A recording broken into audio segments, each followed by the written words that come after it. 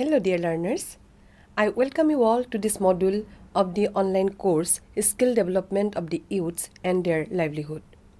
Through this module, we are going to discuss the role of open universities in providing opportunities for skill development as well as for mobilizing the skilling and reskilling capacity of the individual irrespective of their age, sex, geographical location, educational qualification, so on and so forth. If we look at the basic objectives of this module, then an attempt has been made to throw light on the significance of open higher education in the context of India, focus on the various strategies which could be adopted by the open universities for transforming and empowering the youths. Why is higher education significant? Higher education should bring up the multifaceted development of human resources by promoting the knowledge-enabled population that will bring socio-economic mobility, social peace, and progress in society. The higher educational providers must undertake the duty to impart need-based higher education that makes people educated with a progressive, rational, analytical, and skillful mind. Therefore, there is an urgent need to look at some basic challenges of higher education, such as required educational avenues or institutional setup against the demand of the population. Recent achievement in the global learning, providing equal access to learning, research on cost-benefit analysis, educational innovations, use of educational technology, quality and adequate funds for the expansion of higher education, and so on. It is only then that transformation can be brought in the society, and open and distance learning system is one of the most viable ways for transformation in a country like India. Open and distance learning can be an alternative way for creating and producing education as accessible as possible for all and for providing scope for skill-based education at a minimum cost. In fact, open and distance learning in particular can play a very significant role in transforming and empowering the vibrant adult population of this region into productive human resources by providing training and equipping them with need-based skills and education which are necessary for a decent standard of living. As we know, India has a rich demographic dividend because the country has more than 54% population below the age of 25 and 66% people under the age of 35. It means that the young population, the number of school-going people within that age group, and the level of workforce within that period are considered asset for the entire country.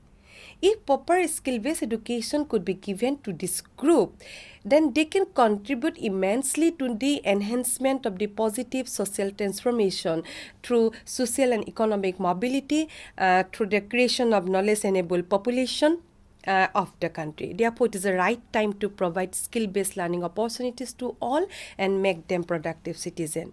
So, in today's context, higher education is not only confined to an individual physical, mental, intellectual, and spiritual development, but it also means to equip him or her with necessary skills for their well-being as well as for the socio-economic development of the society. So, there is also a challenge of producing human capital because human capital plays an important role in the development of a nation. It is the quality of human beings which helps a country in terms of accelerating the pace of development. So, human capital is ensured through proper education only. In a developing country like India, there is a need to ensure inclusive growth for everyone living in the country. There is a demand for sustainable development goals. As we know, goal number 4 targets to achieve the inclusive and equitable quality education and to promote lifelong learning opportunities for all. One of the objectives of the goal is to focus on the acquisition of foundational and higher order skills, greater and more equitable access to technical and vocational education, and training and higher education, training throughout life, and the knowledge, skills, and values need to be function well and contribute to the society. So in this goal, as has been reported until 2013, there were about 757 million adults that is above 15 and above, age 15 and above, unable to read and write, and out of them 2/3 were women. So besides, it is also be mentioned that if higher education is related to human resource development and it makes people productive citizen, it has been seen that the workforce participation rate at all India level is 25.51% for female and 50.26% for male. While there is no rural-urban gap for male, that is the 53%, about the 53% male workforce participation rate, but there is a considerable rural-urban gap for female. Say, in rural areas, there is a 30% workforce participation rate for female, whereas in urban areas, the percentage is only 15.4%. So, these figures actually proves that there is a lack of adequate skills of the people, mostly in the adult learners, for the female learners, and for getting their required livelihood opportunities. So, besides, it is also proves that women have comparatively lower skill learning than men, particularly in the urban areas. Therefore, it is a big challenge in front of the women in the urban areas in terms of getting their adequate livelihood, although they are highly educated in terms of degrees and the diplomas. Although we are talking about the rich demographic dividend of India, but in reality, if we look at in terms of HDI, Human Development Index rank, then India ranks 131 out of 189 countries of the world. So, in this context, we can visualize open and distance learning as a frontier and a strategy for transforming and empowering the entire higher education system and mobilizing the capacities of the youth for providing the retraining and retraining facilities as well.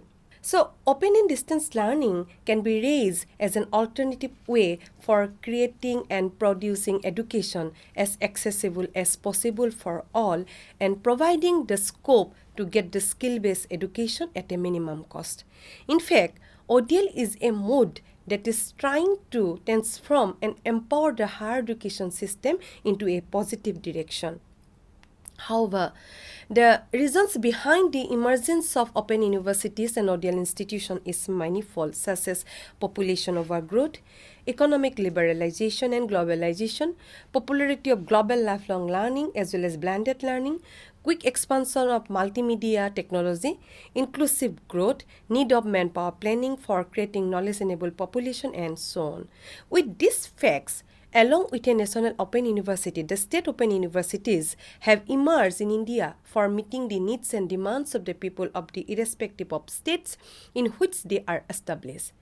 The motto of the ODL institution and university is to bring the positive social transformation in society and make the people empowered economically, socially, culturally, educationally, and so on. For promoting the practice of democratization in education, there is an urgent need to reduce the disparities present in the Indian education system and make education accessible for all, irrespective of caste, creed, sex, religion, class, place, occupation, and etc.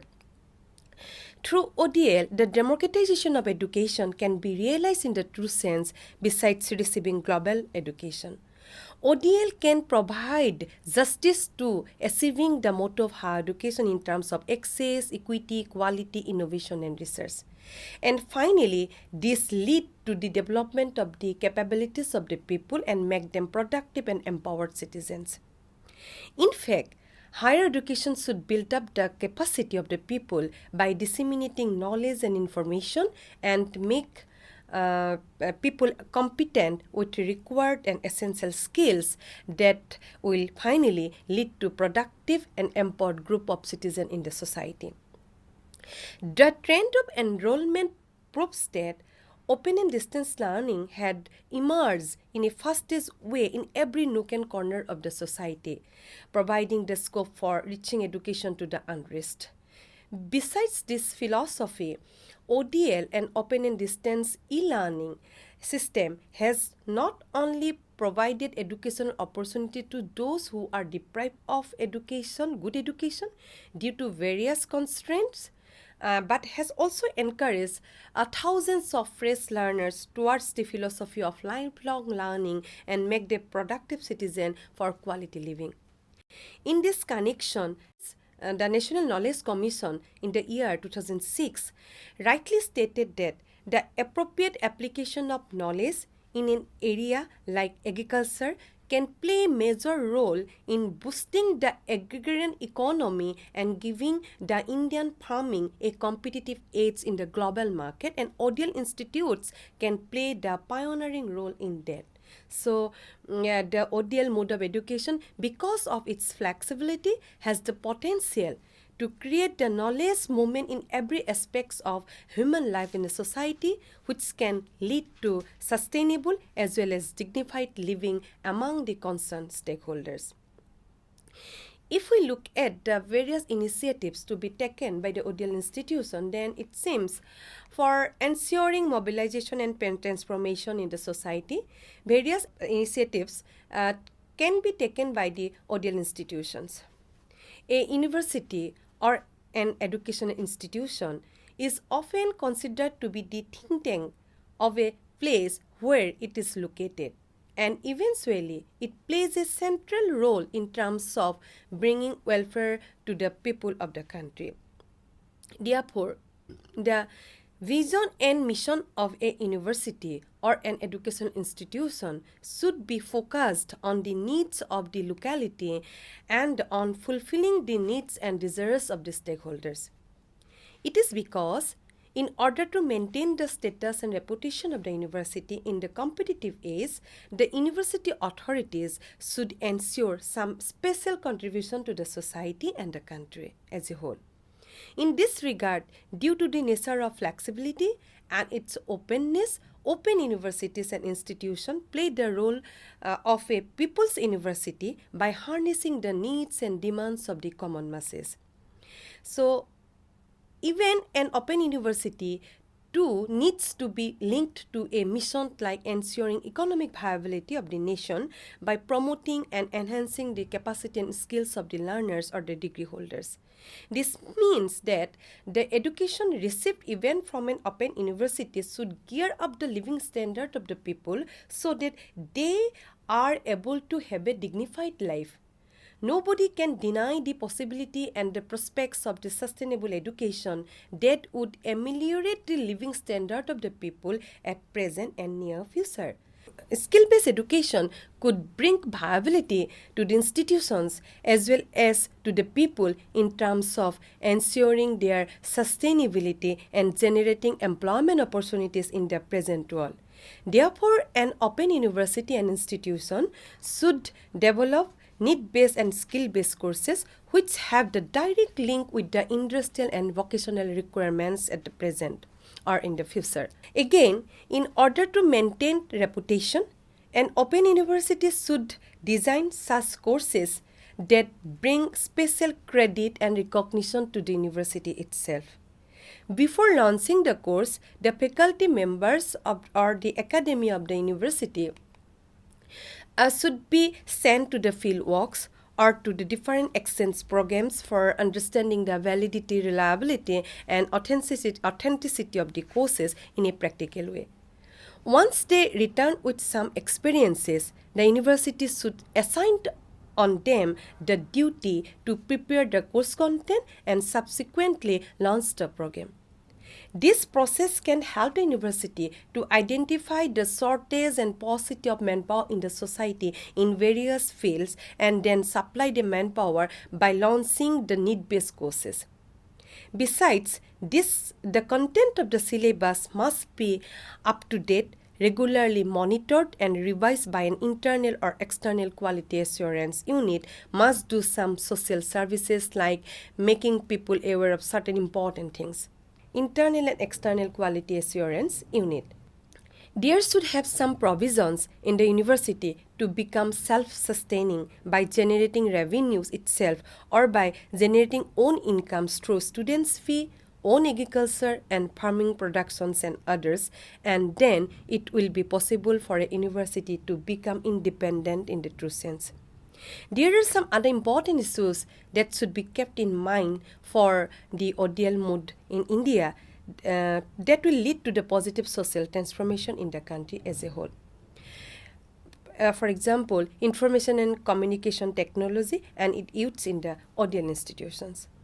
In the present technology-based era, each member of the higher education institutions, particularly in the open universities and ODL institution, should be comfortable with the use of technology, and the teachers should have to design various academic and ICT-based modules for the benefit of the learners in a wider context.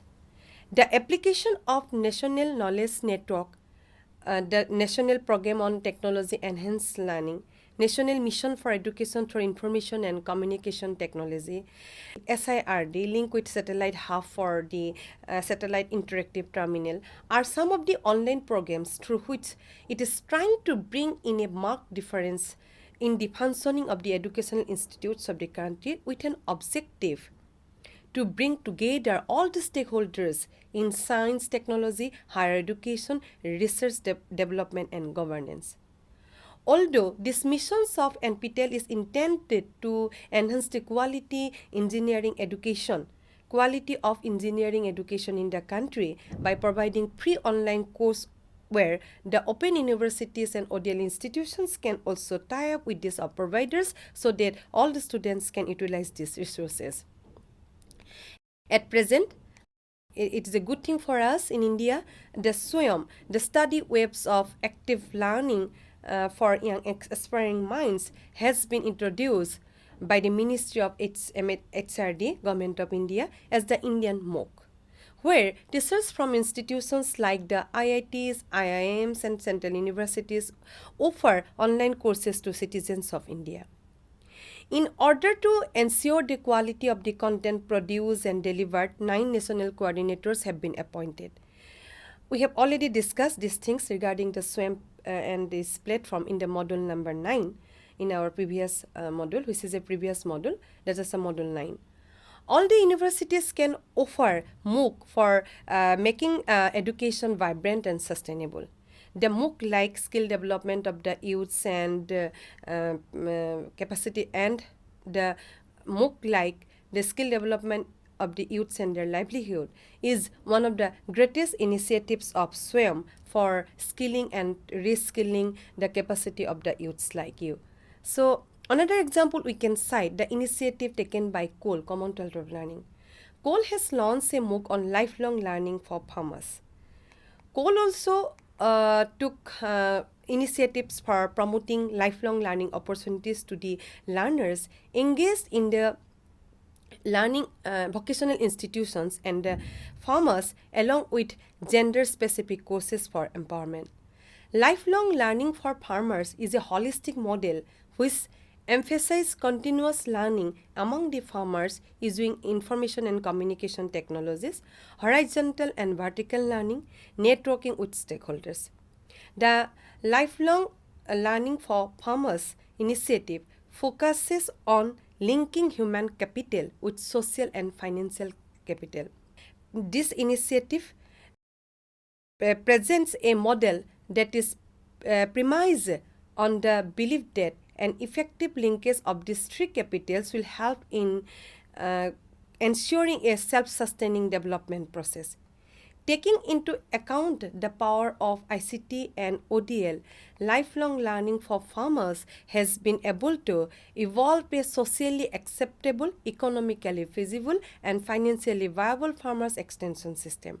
Studies conducted during the period from 2012 to 2015, it showed that the lifelong learning for farmers model was an effective in reaching a large number of farmers at a lesser cost. The model enhanced the empowerment and livelihood security of the marginalized farming households, particularly the women in countries like Ghana, India, Jamaica, Kenya, Sri Lanka, Tanzania, and Uganda.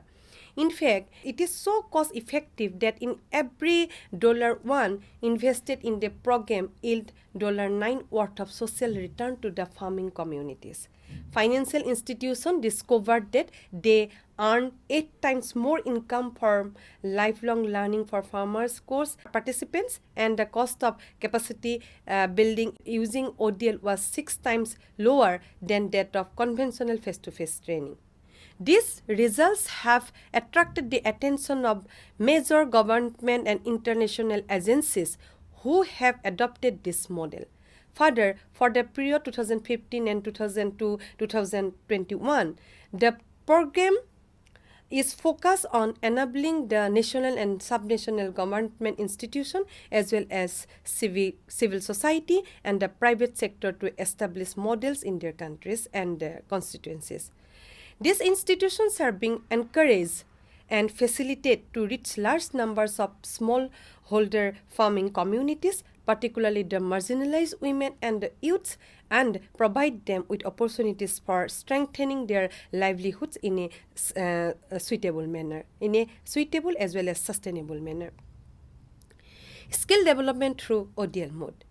If we look at the skill development through ODL mode, then the policy of higher education should ensure skill-based education to all, particularly the adult population, which is an asset for the country. For making a skill-enabled population in December 2013, the Department of Economic Affairs, Ministry of Finance, Government of India notified the National Skill Qualification Framework, which is known as NSQF, which is being facilitated by National Skill Development Agency. This policy can easily be adopted by the ODL universities and institutions for its wider flexible nature. The NSQF provides the outcome-based approach, which is very much essential for assessing the acquired knowledge of the people in an immediate way. Again, it is also helpful to its institution, student, and employer to get themselves a self-assessment regarding the progression pathways in terms of their competency level, that is what they can do or cannot do after taking the course under NSQF. Besides this course is the only course through which uniformity in terms of course duration, curriculum, entry requirements, as well as title or degree across the country can be established. The most interesting benefit of the course is that it facilitates the recognition of power learning through which people, irrespective of their age, sex, and geographical distance, can get from a recognition of their traditional skills so that they can use this kind of informal skills into productive form. The NSQF also helps in the alignment of the Indian qualification to international qualification in accordance with the relevant bilateral or multilateral agreement. Thus, each university, particularly the open university, should adopt such recognized skill-based courses in order to develop the national and international mobility among the people across the nation. So, in the conclusion, we can say open and distance learning can facilitate as well as strengthen the system of higher education to a significant extent. It is because open and distance learning can easily provide quality education and global learning at the doorstep of the people at a cheaper cost. It also encourages people to share their knowledge and innovative thoughts by using various information and communication technology tools in a wider context. However, the vision of an ODL institution should be focused on the needs of the locality and on fulfilling the needs and desires of the stakeholders. In order to maintain reputation, an open university should design such courses that bring special credit and recognition to the university itself. Before launching a course, the faculty members of the university should be sent to the fieldwork or to different exchange program for understanding the validity, reliability, and authenticity of the course in a practical way. In the fourth industrial revolution era, where society is fast changing, there is the need of providing training and retraining facilities to the people, those who want to upgrade their knowledge in order to live in the society with a sense of dignity and adequate ways of livelihood. In this context, lifelong learning opportunity through an open university is the most priority issue in the modern context. Thank you so much for watching this video and see you again.